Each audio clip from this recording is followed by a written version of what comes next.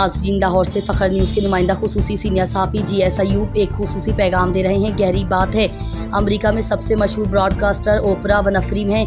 उन्होंने अपनी रिटायरमेंट का ऐलान किया। फुटबॉल स्टेडियम में उनके एजाज़ में एक तकरीब मुनक्किद की, लेकिन ये जानकर हैरत हुई कि उन्होंने एक चौथाई सदी तक 65,000 गरीब लोगों की किफ़ालत की, और वो भी बगैर किसी को बताए। उनमें से बहुत से लोग स्टेडियम में शरीक हुए और 450 लोग मोमबत्तियां लेकर आए।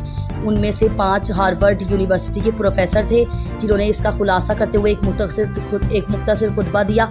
अगर ये ओपरा ना होती तो आज हम इससे मुख्तलिफ जगह पर होते। क्या एक शख्स 65,000 लोगों की ज़िंदगी बदल सकता है, और वो भी चुप रहकर? नाजरीन, सकरात ने कहा कि इंसानियत कोई मजहब नहीं है, बल्कि एक दर्जा है जिस तक कुछ लोग पहुँचते हैं। पाकिस्तानी करोड़पतियों और अरबपतियों को चाहिए कि मुख्तलिफ हेलो बहानों से दूसरों की अमलाक का गलत इस्तेमाल करने के बजाय इंसानी सलाहियतों में इजाफा करें, इंसानियत का मजहर बने, गरीबों के बच्चों को स्कूल तक पहुँचाएँ।